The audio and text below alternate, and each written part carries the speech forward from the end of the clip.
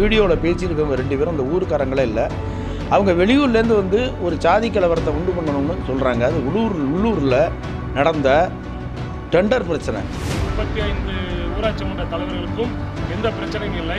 இந்த ஒரு ஊராட்சி மன்ற தலைவரை மட்டும் அவர் இந்த பணியை செய்யக்கூடாது, அந்த கட்டடம் நல்ல முறையில் நல்ல ஒழுங்கான முறையில் கட்டி தரமாக கட்டிவிடக்கூடாது என்பதற்காக திமுகவை சார்ந்த ஒன்றிய செயலாளர் பரமசிவம் என்பவர் அவர் என்ன சொல்கிறார் என்றால், முதலமைச்சருடைய உறவுக்காரன் நான் கூறுகிற எந்த ஒரு வார்த்தையும் மீறி இந்த ஊராட்சி ஒன்றியத்திலேயோ இந்த ஊர் பகுதியிலேயோ எந்த வேலையும் நடந்துவிடக்கூடாது. வெளி கிராமத்திலிருந்து வந்து இங்கே கலவரம் செஞ்சு அரசு வேலையை தடுத்து நிறுத்தின அந்த நபர்கள் மேலே சட்டப்படி வழக்கு பதிவு பண்ணி அவங்கள கைது பண்ணணும். பொய்யான வழக்கு பதிவு பண்ண இந்த நபர்களை தலைவர் சம்பந்தப்பட்ட நபர்களை எந்த நிபந்தனை மூலமா வழக்கில் இருந்து விடுவிக்கணும். நீங்க செய்யக்கூடாது, வளைய சமூகத்துக்கு உங்களுக்கு என்ன வேலை இருக்கு அப்படின்னு பரமசிவம் சதி செய்து கொண்டிருக்கிறாரு. வயன்னு சொல்லி அடிச்சிருக்கீங்க. 2 பசங்களும் வந்து நேரடியாக அவங்க சாட்சி சொல்லுவாங்க, அப்பவே தெரியும். முதலமைச்சரோட உறவுக்காரர் அப்படின்னு சொல்லி இங்கு நான் இல்லாம எந்த வேலையும் செய்ய முடியாது, யாரும் வரவும் முடியாது அனுமதி இல்லாம அப்படின்னு மையநாதையும் தேக்கி விட்டார், அமைச்சரையும் தேக்கி விட்டார்.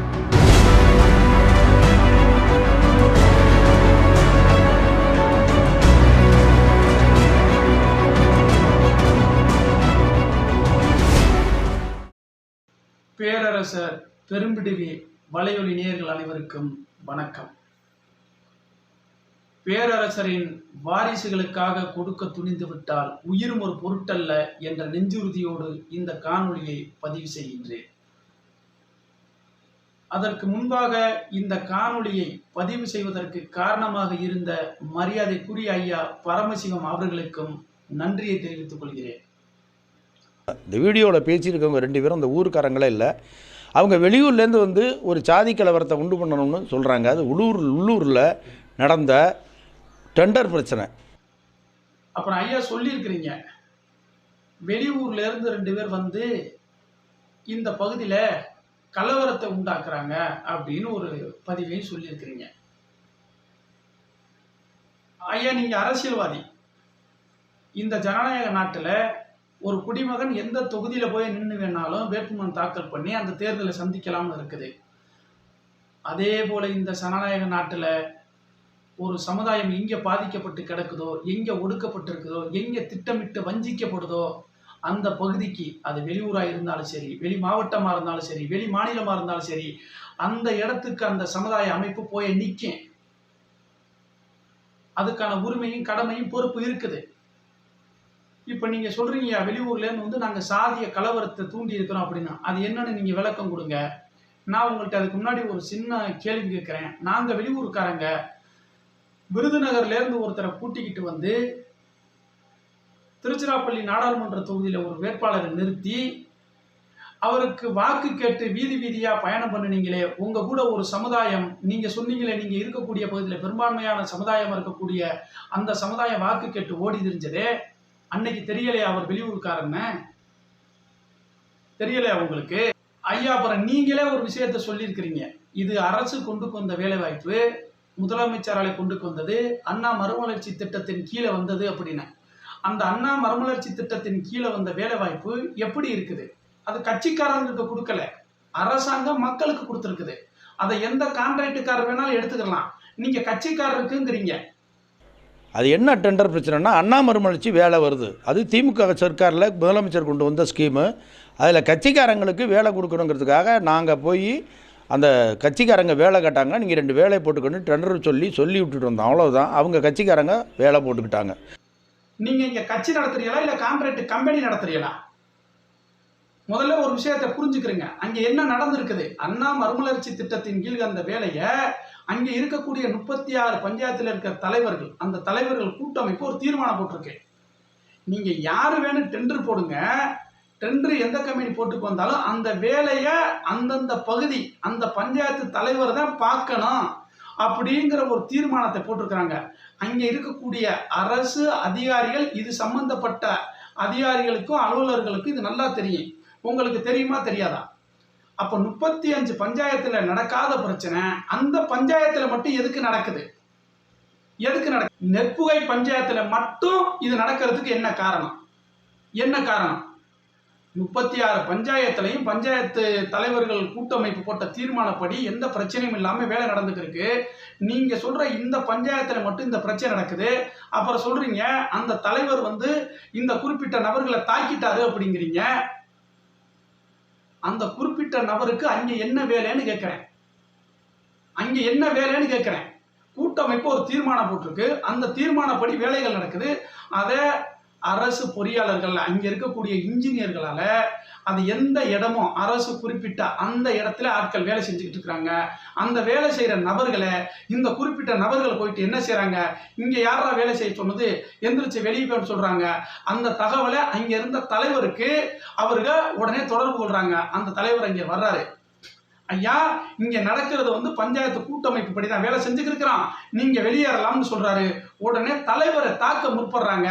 அப்ப தாக்கையில ஒருத்தர் வேடிக்கை பார்க்குறாரு. உடனே அங்கே சத்தம் கேட்டவுடனே அங்கே இருந்த பசங்க எல்லாரும் குடியாடுறாங்க. குடியாறையில தலைவரை அடிக்கிறாங்களே அப்படின்னு சொல்லிட்டு தடுக்கிறாங்க. அங்கே திருப்பி தள்ளுமுள்ளு வருது. அது அங்கே திட்டமிட்டு தாக்க வந்தது அந்த நீங்க சொன்ன குறிப்பிட்ட நபர்கள். நீங்க அடிச்சது இல்லாம 4 பேரை சொல்லி அடிச்சிருக்கீங்க, வயலன்னு சொல்லி அடிச்சிருக்கீங்க. 2 பசங்களும் வந்து நேரடியாக அவங்க சாட்சி சொல்லுவாங்க. அப்பக்கே தெரியும் அவசியமா அந்த தலைவரோட வேலையை தடுக்கிறதுக்காக இவ்வளவு பிளான் பண்ணி வந்திருக்கீங்க. தலைவர் செஞ்சது தற்காப்பு. தலைவர் சார்ந்தது தற்காப்பு. அடிப்பதுதான் வன்முறை, திருப்பி அடிப்பது தற்காப்பு. அதைத்தானே இங்க பண்ணியிருக்கிறாங்க. இந்த 2 நபருக்கு என்ன வேலை இங்க? அதையா பேசவே மாட்டேங்கிறீங்க. அப்புறம் நீங்க சொல்றீங்க இங்க இருக்கிற பெரும்பான்மையான முத்தரையர் சமுதாயம் தான் எனக்கு வந்து இங்க வந்து என்ன ஒரு பதவியில உட்கார வச்சாங்க, என்ன வெற்றி அடைய செய்ய வச்சாங்க அப்படின்னு சொல்றீங்க. எனக்கு இங்க எந்த பிரச்சனையும் கிடையாதுங்கிறீங்க. சாதிய ரீதியாக நாங்க எதையும் அணுகலைன்னு சொல்றீங்க. ஒரு விஷயத்தை தெரிஞ்சுக்கிறீங்க மரியாதைக்குரிய பரமசிவம் அவர்களே, நாங்க வந்து வெறுமனைக்கு அந்த ஊருக்குள்ள நின்று சொல்லல. அந்த கிராமத்துல அந்த பஞ்சாயத்துல இருக்கிற அத்தனை பொதுமக்களையும் விசாரிக்கிறான். ஒரு இடத்துக்கு போனோடனே அங்க என்ன பிரச்சனைன்னு விசாரிக்கிறான். அவங்க சொல்றது அத்தனை உங்க மேல உள்ள குற்றச்சாட்டு. நீங்க மரியாதைக்குரிய ஐயா ஸ்டாலினோட சொந்தக்காரரு, அதிகாரம் எனக்கிட்ட இருக்குது. மறுபடியும் சொல்றேன், நீங்க சொன்னதாக அந்த ஊர் மக்கள் அனைவரும் சொன்ன விஷயம் என்ன அப்படின்னா, இங்க இருக்கக்கூடிய ஒன்றியம் என் கையில இருக்குது, வடக்கு மாவட்டம் தெற்கு மாவட்டம்னு எல்லாம் என் கையில இருக்குது, கே செல்லப்பாண்டி என் கையில இருக்கிறாரு, நான் சொன்னா கேட்பாங்க, நான் சொன்னா கலெக்டரே என் வீட்டு வாசல்ல வந்து நிப்பாரு அப்படின்னு நீங்க சொன்னதா சொல்றாங்க. அதைத்தான் நாங்க பதிவு பண்ணியிருக்கிறோம். நாங்களாவா ஒன்ன சொல்றோம், நீங்க என்ன இலவை பண்ணி வச்சிருக்கிறீங்களோ அதை மொத்த கிராமம் சொல்லுது, அதை நாங்க சொல்றோம்.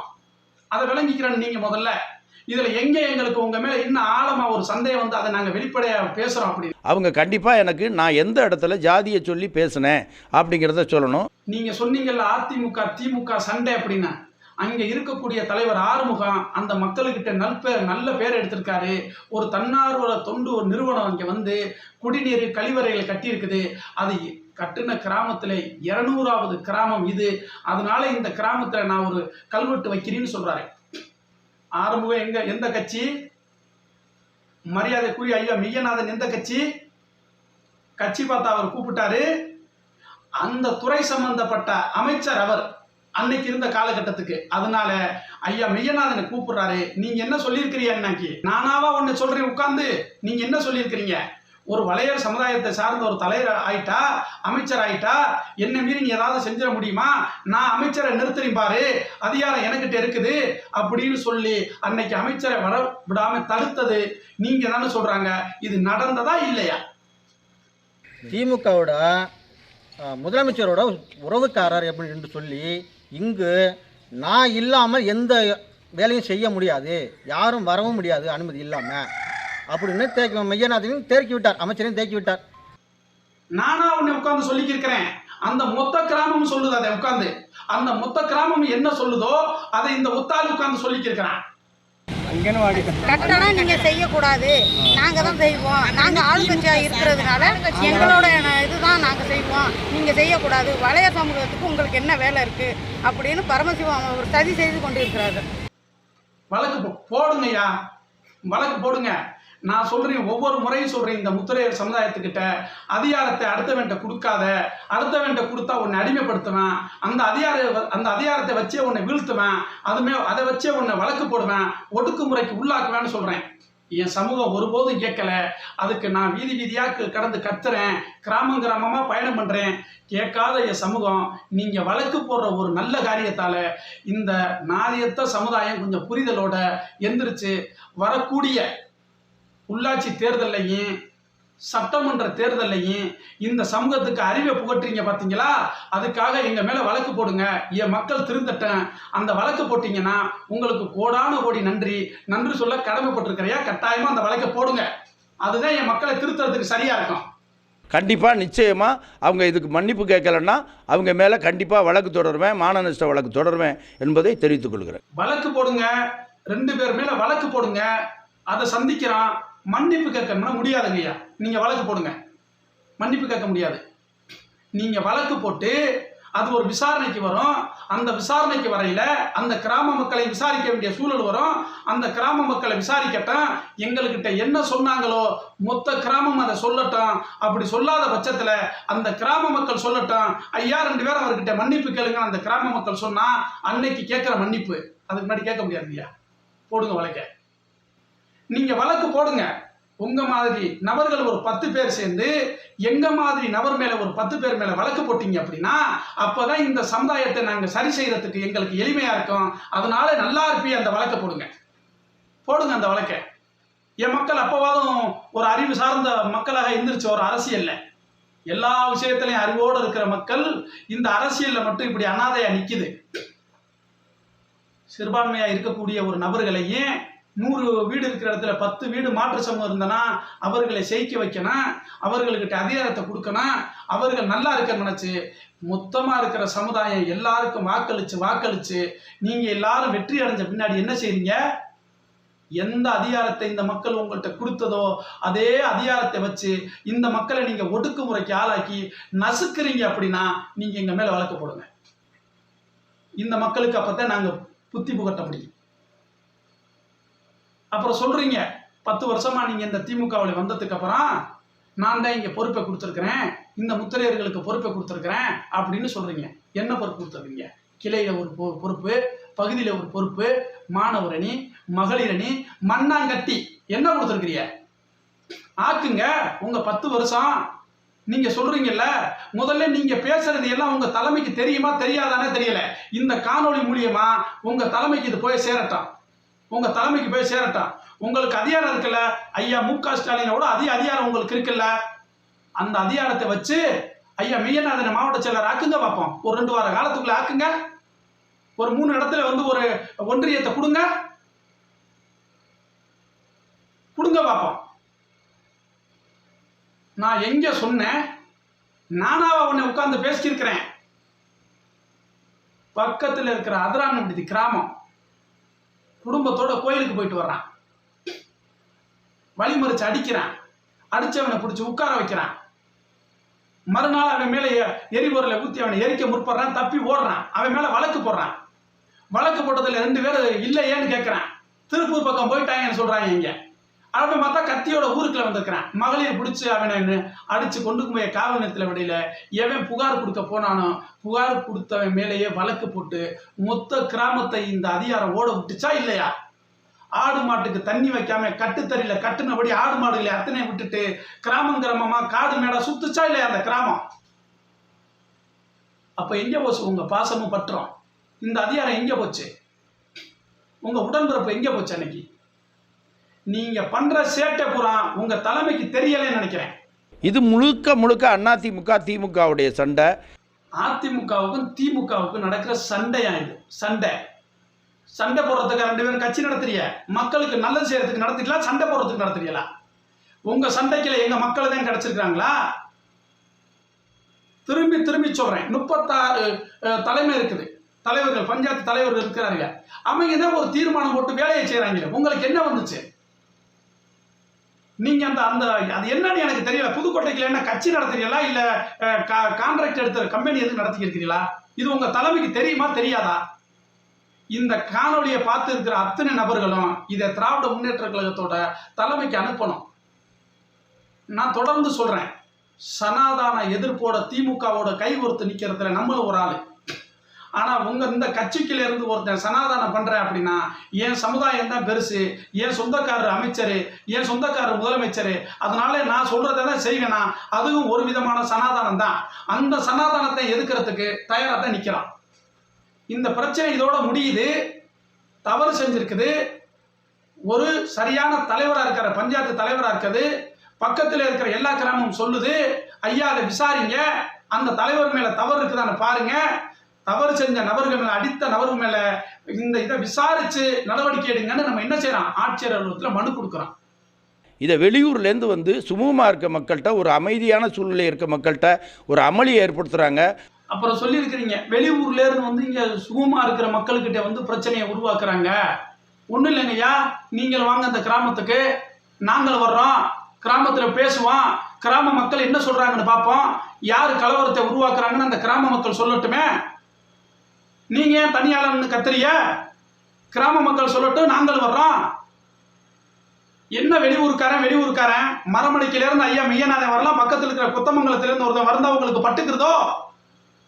இந்த மக்களுக்கு எந்த பிரச்சனையாக இருந்தாலும், எந்த இடமா இருந்தாலும், எந்த ஊராக இருந்தாலும், எந்த பகுதியாக இருந்தாலும், எந்த தொகுதியாக இருந்தாலும், எந்த மாவட்டமாக இருந்தாலும் குரல் கொடுப்போங்கய்யா.